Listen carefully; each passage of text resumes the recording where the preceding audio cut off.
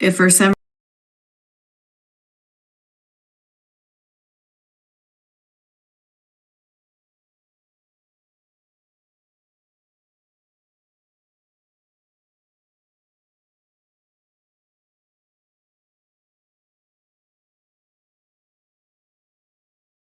if I turn my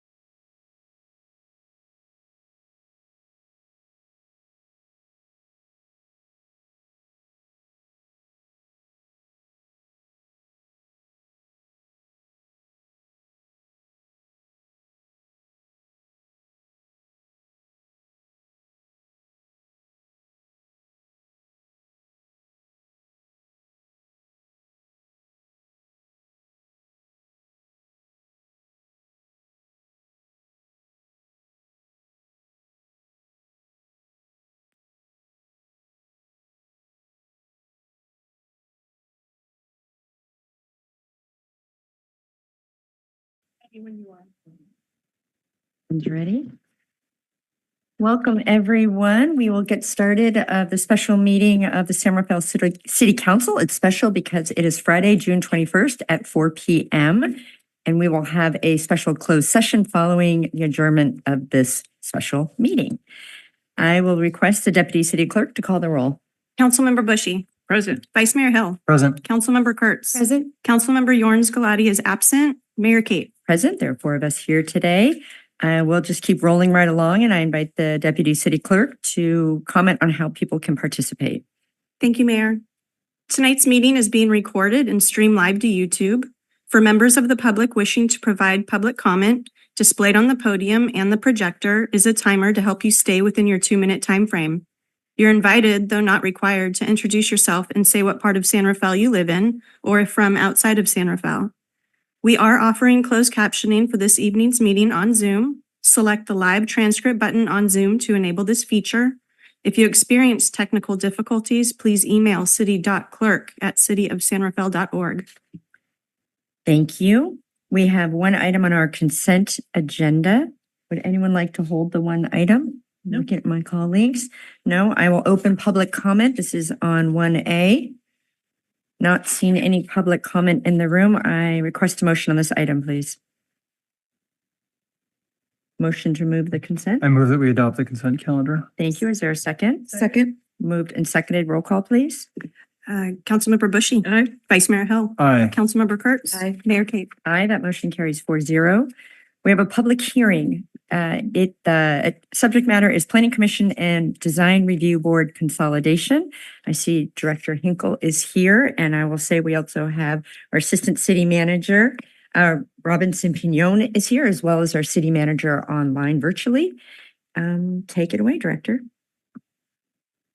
Well, good afternoon, Mayor Kate and council members. Micah Hinkle, Community and Economic Development Director. Before you this afternoon is the Planning Commission Design Review Board consolidation item. Just brief background, as you recall back in December, this item was brought forward to the council, and we got some direction about modifying the Planning Commission membership, which included 7 members and 2 alternates, outlined in the staff report and kind of outlined here. One thing I do want to clarify as part of the staff report, there was a intention of staff when we wrote this about the consolidation of having design professionals and land use and policy skill sets within the Planning Commission. But of note of that is to be the planning commissioner, there is no specific requirements. You have to be an expert in planning and land use. It really is, it's a volunteer position with stipend. But it's really members who care about their community, and that's really the appointments of that. If we had applied like a land use requirement, a lot of us would not meet that standard. It's taken me years to feel that I have an expertise in planning and land use. So for the goal is over time that the planning commissioner, once you seated for the commission for some time, you would actually gain those experiences along with the design expertise and experience as being part of these planning commission hearings and procedures of the city. So just a clarification, that really is also an equity standpoint. We're trying to have representation of our community at large. The planning commission is, though, adding some technical requirements related to design professionals, and that really is what's being brought forth this afternoon. As part of that meeting back in December, there was a pause taken, and that was really just to have an opportunity for a few things to happen. One is hire the permanent director. So I was hired on March 1st, and I've been running ever since. So happy to be here doing this. And one of the first items I actually took forward was the approval of the objective design standards. That was the other factor we're trying to complete. I will note, though, as part of those council presentation and also with the follow-up we've had with the Planning Commission discussions, we will be doing a comprehensive objective design standards review and update. That's part of our work program. That's part of that's been presented to council, and I anticipate that kicking off before the end of the year. One of the key factors was hiring of some replacement planners. We actually have hired 2 principal planners. One of them is here tonight, Christina Estadio. So happy to have her on the team and really kind of bolstering our planning depth and staff. So, and the last part of the direction from council was provide more time for the public. You know, so we've had 6 months since we've took that item back in December. So this item was presented on June 11th and June 18th to the Planning Commission. The Planning Commission did recommend approval with basically three areas from the various titles. Title 2 was add design professional definition. That's been included. Title 14, the zoning ordinance, was clarify language and review authority. Now, apologies on the upfront about Title 14. If you look at the packet, it was a long exhibit, but we kind of had to bring that in for depth because you had to really understand there's sections above that spoke to the review authority. So that's why it was clear that the highlight changes were done in yellow in that to help find those changes. And then lastly, Title 15, which was the subdivision ordinance, there were no Planning Commission recommended amendments. However, as staff was going through all of the titles in preparation of the council package, Title 15, we did make a recommendation on that for Title 15, which is to keep one of the review authorities for retaining walls at the Planning Commission Review Authority, because they actually always had that review authority. So we'd be downgrading it otherwise. So no, let's just keep it with the Planning Commission. There's something specific for hillside subdivisions. So I just want to make that clarification here. It's also in the staff report in more detail. So why, right? Drivers of evolution of process. Why are we looking at this? What's the real focus on this? Really, it's from the state housing laws. The Housing Accountability Act, the Housing Crisis Act, SB 330, SB 8, SB 9. Those have been real drivers of change in really the planning world of what we're able to review in terms of objective design standards. Another factor is 5 meeting rules for housing projects. When we have, through our processes we've done over the years, we've had a lot of meetings associated with the Design Review Board and the Planning Commission and City Council for some of these more complex projects. So understanding that for housing projects, the limitation of 5, the consolidation does make sense. And it also provides development review process efficiencies. So that really is the supporting end for that. One thing we picked up as staff in our conversations with just applicants in general, since we started evaluating this in December, a lot of our development activity actually has been kind of held or on pause because the development community and applicants are waiting for the process determination. We've been kind of in this weird limbo place where we've had a council meeting, so they're like, well, I don't want to take it forward to go to the Design Review Board. That may be consolidated later. So we're going to wait for you to tell us what direction we're going to go and why. So I think that clarity of process, that's always the type of comments we get from any developer or applicant is, can you just please tell me what this process is and how I can be successful? So that's one of the big pieces why the timing is kind of what we do need to move forward and kind of come to determination of what our process will be. The other thing is, for other considerations, the next steps, timing wise, I want to also hit this too, is this evaluation of the DRB modifications has been going on for some time, starting in 2017, even before. When I was here years ago, there's some discussion about this. So it's not really a new conversation, but I do believe the state laws and the changes in that really have driven this to this point. And it's also housing. It's the priority in the state, the region, and the city, and that's throughout all policy documents, laws, our general plan, our precise plan. We are looking to bring in more housing opportunities for this community. So, in terms of next steps, if approved, the ordinance second reading would return to the council on July 15th. We have a recess for the first meeting in July. In addition to, we'll also bring forward the Planning Commission bylaws and also the process for selection. And so we'll provide a little more input of like, okay, if these changes occur, how are we going to select these seats? Given we have an existing Design Review Board members, and then are we opening up a process? So the clerk's office and myself will work together along with the city manager to actually put together that recommendation to council for those next steps. And then another item that, and this has really came up during the Planning Commission discussions, is how's this going to work? How are these meetings going to go? We're bringing a lot of different items. So there's really kind of a trust factor. We have Chair Havenman tonight here also with this, we're going to work together on that, of how this is. This is a change for us, but then really having staff focus along with the planning commissioners themselves, focus on efficiency of the meetings, particularly for complex projects. So One of the goals is to return to council within 6 months to really kind of give a planning commission status update of how's it going, or, what type of issues we're coming across, and also what kind of opportunities or solutions we can develop to actually make it a little more smoother if we anticipate issues. So I'm not anticipating issues, but just in case. So with that, the recommended action is before you tonight, and that will complete staff's presentation. So.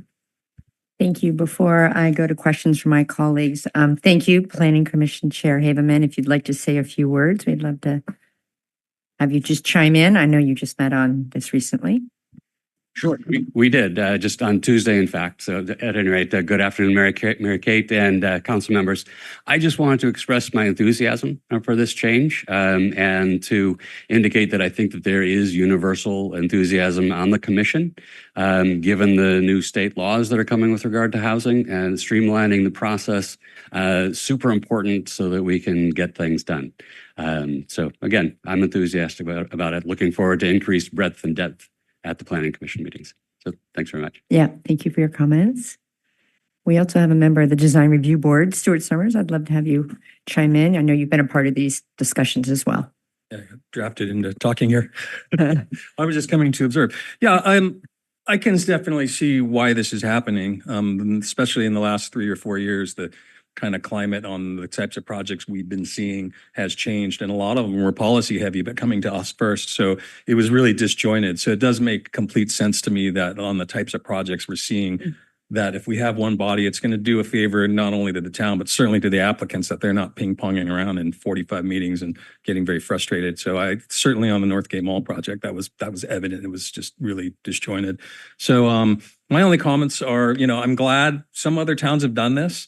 And I think that it is positive that you guys are making sure there's design professionals on this board, because some of them haven't. And then you get there and you have a planning commission, that doesn't have that expertise trying to make heavy design decisions, and that hasn't worked out very well. So I'm happy to see that you're doing this.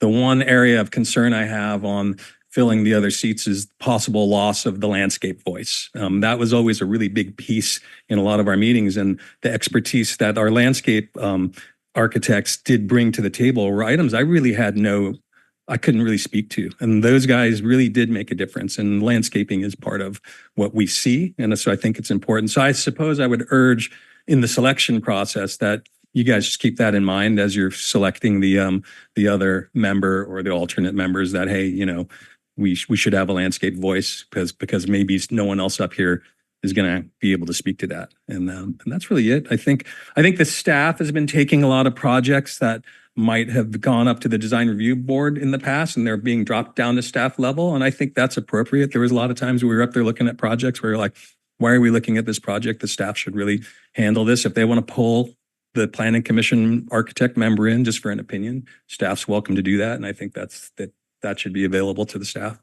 And that's it. Let's give it a try. We could always change it if it doesn't work, right?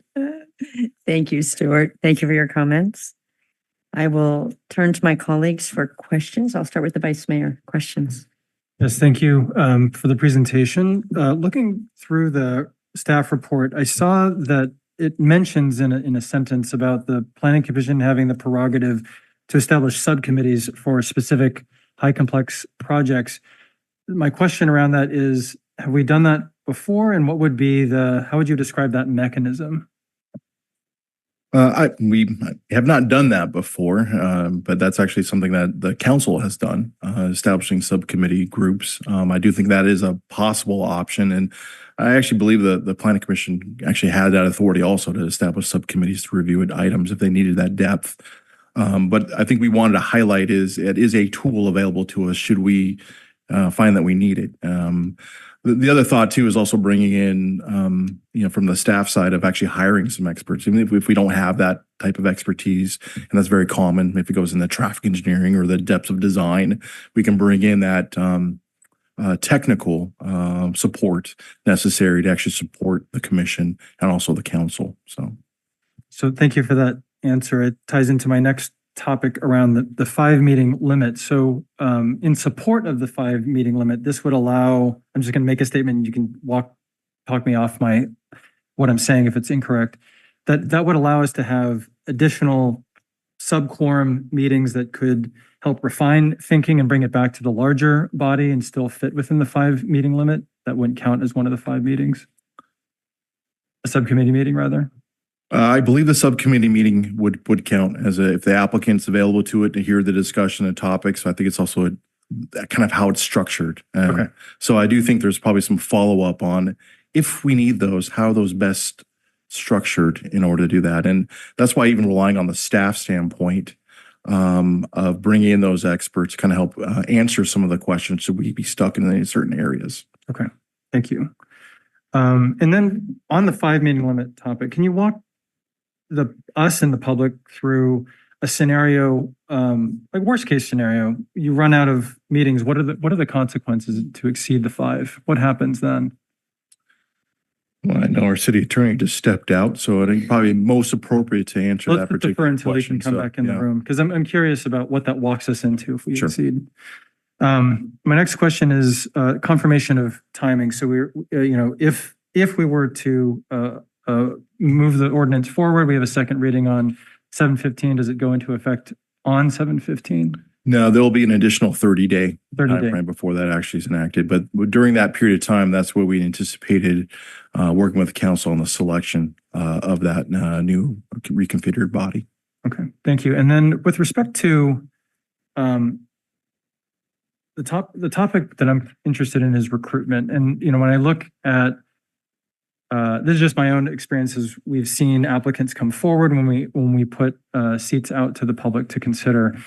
Can you comment a little bit about how difficult we think it will be to attract the different types of professionals that we're looking for to fill these seats? Yeah, I had an opportunity to speak to the city clerk in terms of our current recruitment of design professionals, and she said in her experience and looking back in the records, we have not had issues recruiting for those seats. Not to say over time it changes, right? But I also know we'll have the opportunity, if we do have recruitment issues, to bring that forward to council for adjustments or direction on how best to fill these seats. So, but I do think it is something we have to continue to monitor. And particularly since the limitations from the state laws on objective design standards really kind of hone in on really what you can speak to and what you can't, there may be not as much need or depth for some of the design professionals to weigh that deep on it. But I also know that's an opportunity for the design professionals who are seeking the planning commission seats to take on the other depth of land use, because it is interesting. It goes in the deeper part of not looking at design, but the whole project. And I think that's been some of the limitations of our two-structured system, where you're only looking at one piece. The planning commissioners are just looking at the land use and the policy questions. You're getting the design feedback, where they're certainly actually getting the greater depths on some of these items on quality design or quality approach. Same goes for the potential design review board members on the planning commission. They'll have the opportunity to pick up those skill sets too on the land use side. So, thank you, Director Hinkle. And then we'll come back to my question at the city. Yes. My question is about the 5-meeting limit. I was interested in what are the consequences of marching into the 5th meeting and not having a conclusion. I'm just trying to understand what are the consequences of the 5-meeting limit. So I haven't cracked that code section recently, but logic causes me to conclude that a 5-meeting limit is a 5-meeting limit. And so at the 5th meeting, there can't be a 6th meeting. So we got to have a vote and a resolution of whatever the proposal is, whatever land use entitlements are being sought at that 5th meeting. If the city weren't to act at that 5th meeting, I would assume that the applicant would have arguments that they could make about, deemed approved and things like that, that would not put us in a place where anybody would want us to be. So I think if we're planning to, as we typically do, have modifications that we are wanting to make or things that we're doing to whatever the proposal is, we got to have our final deliberation about that at the 5th meeting and seek a consensus and get at least a majority of a quorum to vote and have a consensus, or we're going to be in some sort of place that we don't want to be. So there is no 6th meeting. I hope that's helpful. And again, I'm saying that based on logic and experience and without having the code in front of me. Well, the words I'm picking up on are deemed approval, which I think is what no one here would want, is deemed approval. Thank you. Thank you. Councilmember Kurtz. I really don't have a lot of questions. It might look like window dressing, but are we looking at a change of name? So instead of having Planning Commission be all encompassing with design, are we looking at potentially changing that name or just clarifying around what's included in Planning Commission? What's being proposed to you is just simply Planning Commission redefining. There is not a change in the name, not to say they couldn't be. But what I will say, though, is the Design Review Board has always been an advisory body. They're the ones not actually making the official approvals. And they advised, in this case, the Planning Commission, the zoning administrator, the director, and council. So Planning Commission, in terms of what goes through them, always goes through them. And they're the ones actually making the approvals for those projects. So they are making design, recommendations or approvals themselves.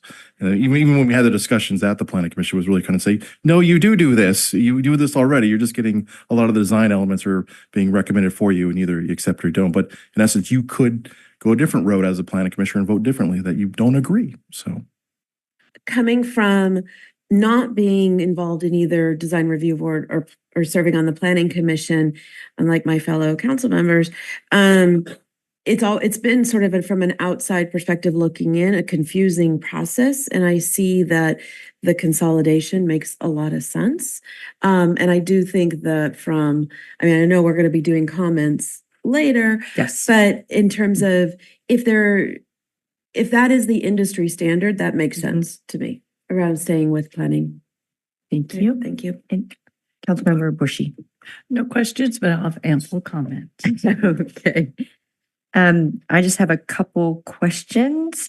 So I just want to really confirm, because you mentioned it in your staff presentation around the composition of the Planning Commission Board, because in the staff report, it might be a little confusing in that it talked about having 5 commissioners with expertise in planning, zoning, and land use. And actually, that is not accurate. It's more what the bullet points in the resolution, which is 4 district representatives, which can have lived experience.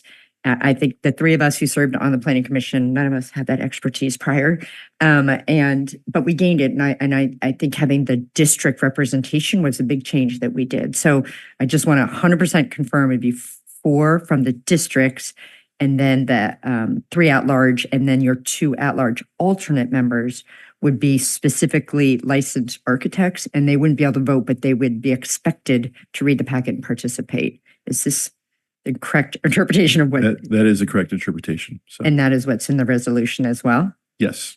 Okay.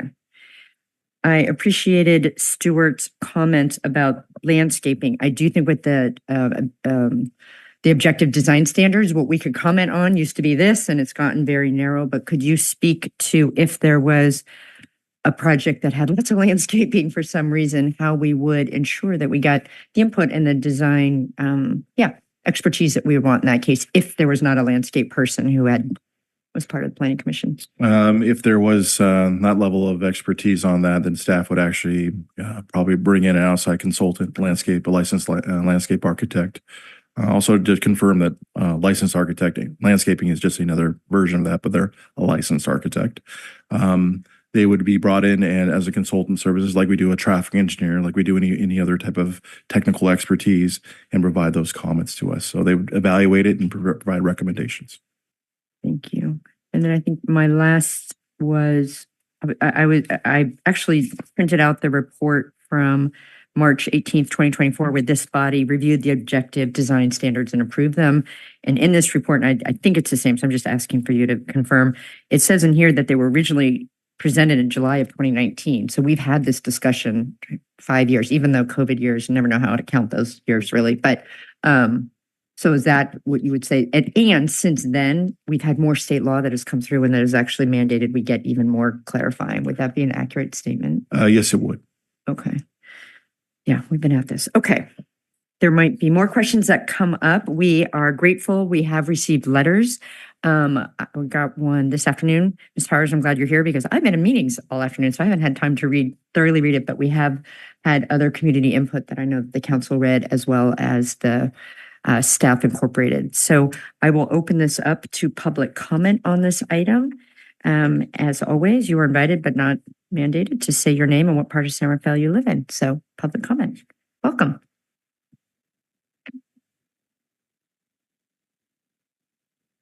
Good afternoon, Kate Powers. I'm a resident of San Rafael. I did speak at the June 11th Planning Commission meeting. From December until recently, it was kind of radio silent about the Planning Commission and the Design Review Board configuration. I'm finding it very difficult to keep up with meetings. The only notification I get is through the city's what I signed up for. So it's very hard, when you get something on a Friday night to put together thoughtful and researched comments for a planning commission meeting on a Tuesday. That said, I appreciate the comments about, this is the first I've heard that you're going to go back and do a thorough objective design standards. I did in my letter include a link of Corte Madeira's objective design and development standard toolkit, which is 205 pages. San Rafael's is 6 pages.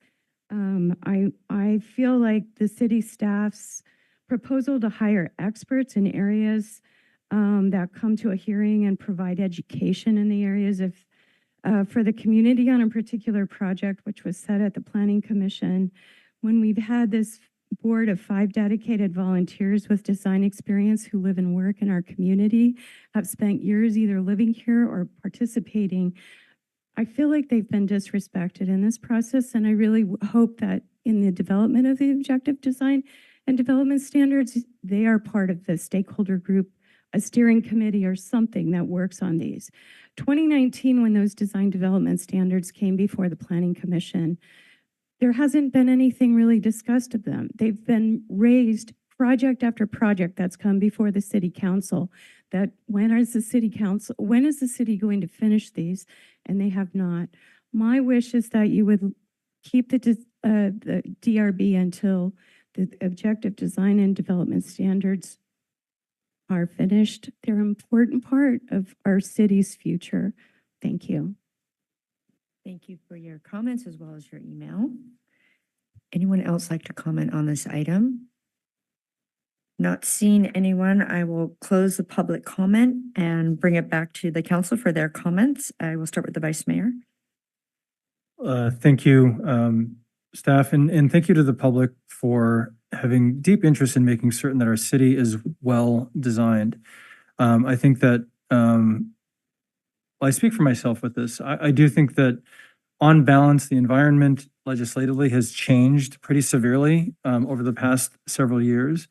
I am deeply concerned that if we continue to do what we've done, we will continue to have, I would say, frustration across many stakeholders. I think that there's confusion as I watch DRB meetings about what the public's expectation are of what's going to come out of those meetings. I hear repeatedly staff saying, this is not a topic that we can discuss here. This is not a topic we can discuss here. It's very frustrating for the developers and the project folks as well to say, what is it that I'm supposed to do in these meetings? And plus with the 5 meeting limit, I think that constrains even further. And I've seen some of the meetings run extremely long to try to fit in, especially with larger projects. I appreciate that we will have a 6-month turnaround to examine. I appreciate that objective design standards is in the work plan for this calendar year. And I also appreciate that other communities have also moved forward with this model. I think I do not think that this leans severely in the direction of developers. I do think we're trying to strike the right balance given the constraints that we currently find ourselves. So I will be moving forward with approving this ordinance. Thank you for the opportunity to talk. Thank you for your comments. Councilmember Kurtz, any questions or comments? Just some comments. I'm very supportive of this. One of my tenets in the work that I do is have everyone at the table. And so when I first got involved with this work in the city council, I did not understand why the two were separated in the first place, because it was very similar, as Councilmember Hill was saying. The one group, one body was saying they couldn't speak to it. The other group was saying they couldn't speak to it. I'm like, why aren't you all in the same room? So I think that really says what we need to do. We're really focused on effective urban planning. And right now that is such a priority for us, and we're being mandated by us to really work on this. And at the same time, we need to have efficient processes for the developers. And I think that this really sets the stage for that. We do need to make sure that we have full representation, but it streamlines the process. It brings in the functional conversation as well as the aesthetic conversations at the same time. And we have to have both of those at the same time. Enhanced accountability. Because I think that when you have separate bodies, there's a tendency potentially to say they made the decision. The other group made the decision, and that's why. And we don't want to have that. And I think lastly, when we talk about, for the community did not, I believe, unless you're really familiar with this work, don't understand all the level of detail and the level of process. And to tell people, well, go look at the meeting of the design review board, but their question was related to planning or vice versa. And we can't make the community work that hard. So I think from an overall perspective, in terms of bringing the community along in the decision-making process, to have a one-stop conversation and body that's going to be working on that is critical. So absolutely support the work, and thank you for going with the flow here. So and contributing to it. So I appreciate it. Thank you. Thank you. Councilmember Bushy. I have several contextual nuances that I think have gotten lost, and where I'm at a different place, notwithstanding my support for the proposal. Contextual nuance number one is the history. The Design Review Board in the, do I say many years? More than a decade that I spent on the Planning Commission, we took turns on being the liaison to the Design Review Board. So you would go to those meetings. So I sat there and had a front row seat to what, as a non-design professional, seemed like magic, that they could say, oh no, you just changed this little thing right here and the whole thing looks better. The Design Review Board has made a massive positive impact in the built environment in San Rafael. And I know because I was there and I saw them do it. And it was, it is something we should all be grateful for. So I know there have been times when there was confusion about who was responsible for what, but I believe at the end of the day, the Design Review Board brought better design to San Rafael. That said, contextual nuance number two, I also had a front row seat in this very same room when we started those hearings, and I guess there were workshops in what must have been 2019, when, driven by the observation that nothing was getting built in San Rafael, and what was going on, why, what did we need to do to figure out what we could do to improve building in San Rafael. And that led to, our first very, very controversial action was to change the inclusionary housing requirement. We cut it in half. It was a big deal. And this and other efficiency improvements were part of those things that we have been thinking about for the last 5 years. So while yes, there is new state law, but the need for efficiency and to figure out, to solve the problem of nothing getting built in San Rafael, that was part of what drove us to open up this issue and look for ways that we could improve the perception with the developer market. So this is all part of a long process that we've been working on for a long time.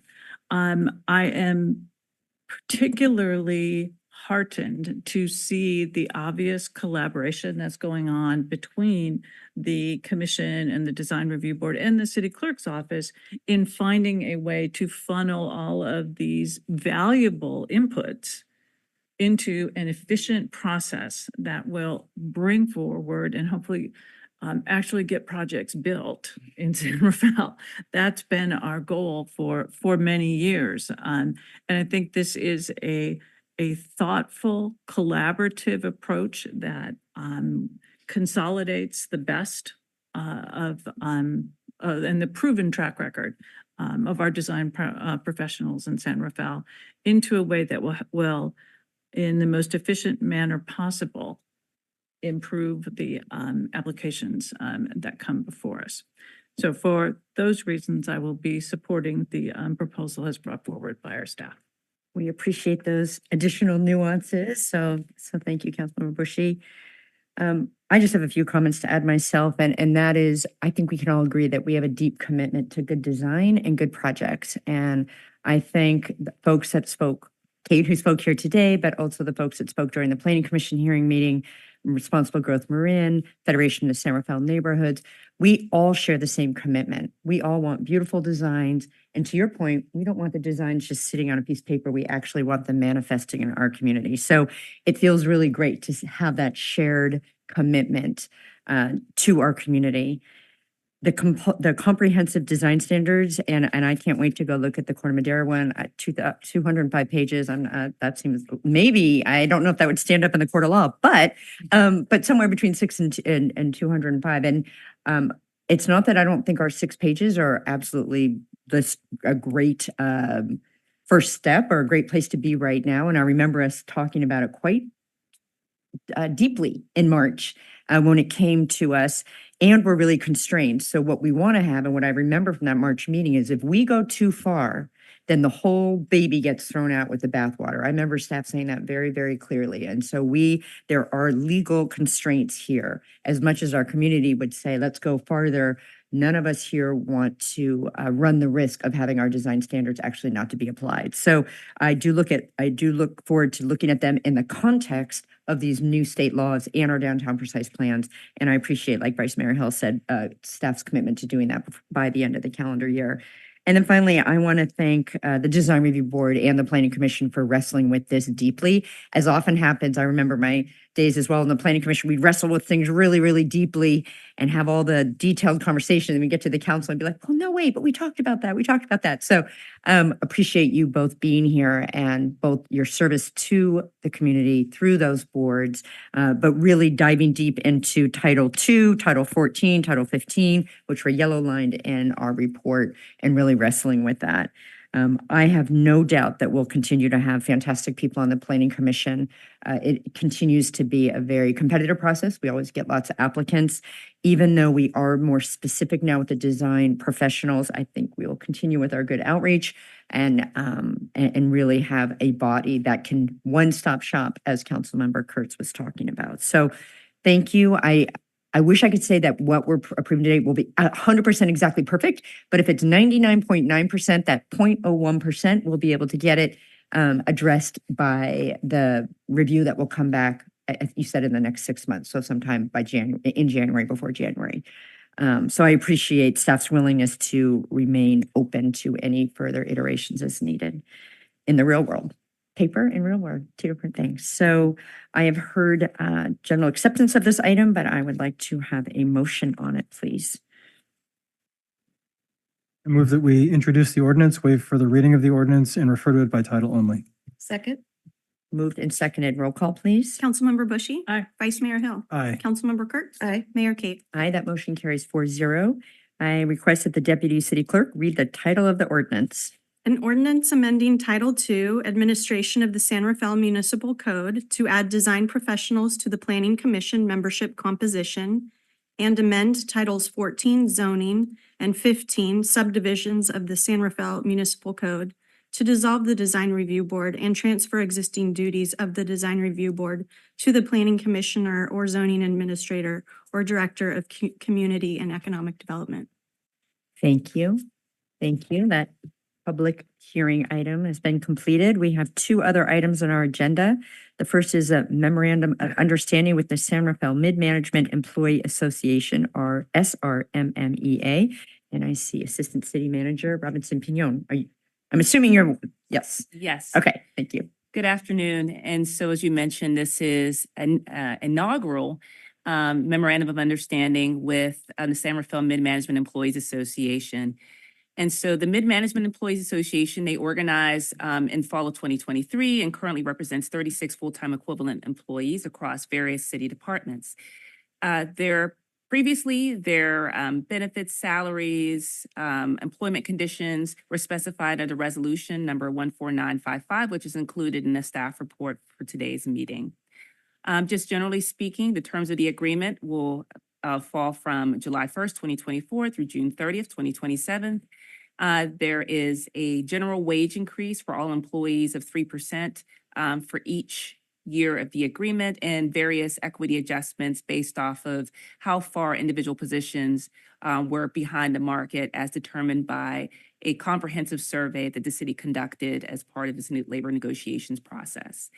The MOU also provides for healthcare benefits, provisions regarding out-of-class compensation, bilingual pay, uniform pay, deferred compensation, and various non-economic items. With that, the total financial impact has been determined to be within the city's fiscal year 2024-2025 budget and updated budget projections. And so at this time, staff recommends that the council authorize the adoption of the Memorandum of Understanding with the Mid-Management Employees Association. And so that concludes my presentation, and I'm happy to answer any questions. Thank you. Any questions? Not seeing any questions. I'll open it up for public comment on this item. Not seeing any public comment. I will come back for personal comments on the item and or a motion. Vice Mayor? No comments. Would you like to make some comments on the motion, Ms. Councilmember Bushy? No. Oh, no. Okay, well, I'll just comment that I appreciate again the labor team on both sides of the table. It is fantastic that we're having this conversation before the July 1st, before the beginning of our fiscal year. And I'm glad that we're able to bargain in good faith. This is tough stuff. And I really appreciate, we talked about it in previous MOUs, having the additional equity adjustment, which really focuses on bringing people that are behind the market, positions that are behind the market a little bit further ahead. So council has continued to approve that approach. And I would entertain a motion on this item, please. I move that we adopt a resolution approving a successor memorandum of understanding pertaining to compensation and working conditions for the San Rafael Mid-Management Employee Association beginning July 1st, 2024 and ending June 30th, 2027. Thank you. Is there a second? Second. Moved and seconded. Roll call, please. Councilmember Bushy. Aye. Vice Mayor Hill. Aye. Councilmember Kurt. Aye. Mayor Kate. Aye, that motion carries 4-0. The next item is compensation for unrepresented mid-management employees. And so, yes, thank you again. And so this item is very similar to the previous item. We have a cadre of employees, 5, which are currently unrepresented. And so this, with the adoption of this resolution, this would determine the compensation and working conditions for those employees. Similarly to the previous memorandum of understanding, the term is July 1st through June 30, 2027. Similarly, the employees represented under this resolution, excuse me, not represented, but covered under this resolution will receive a base 3% cost of living increase, as well as equity adjustments based off the market. Additionally, this resolution includes economic terms related to life insurance, deferred compensation, out-of-class compensation, severance pay, very similar in structure to the previous memorandum of understanding that we just discussed, and various non-economic items. The provisions for this resolution are inclined with the city's current budget projections, and fundings for these positions are included in the city's general fund and have been accounted for in the fiscal year 2024-2025 budget. And so staff at this time is recommending that the council approve the resolution that's before us today for the unrepresented mid-management employees. Thank you. Additional questions? No Vice Mayor? questions. Oh, no questions. No questions. Okay, I will invite the public to comment on this item. Not seeing any members of the public here to comment. I will bring it back for any additional comments. I will just, again, express gratitude. This group is different in that it's unrepresented, and it's important that the city have the same conversations, whether someone has a labor group that is speaking for them or they're speaking for themselves. So again, thank you for bringing this forward before the end of the fiscal year. We always appreciate that here. I would accept a motion on this item, please. I'll make a motion, adopt the resolution establishing the compensation and working conditions for unrepresented mid-management employees, July 1st, 2024 through June 30th, 2027. Second. Moved and seconded. Roll call, please. Councilmember Bushy. Aye. Vice Mayor Hill. Aye. Councilmember Kurtz. Aye. Mayor Kate. Aye, that motion carries 4-0. I'm going to adjourn this special meeting, and I will also announce the closed session item. We'll be moving into closed session. Conference with labor negotiators, Government Code Section 54957.6. Are there any comments on the closed session items listed on tonight's agenda? Not seeing any public comment, we will convene in closed session. Thank you all.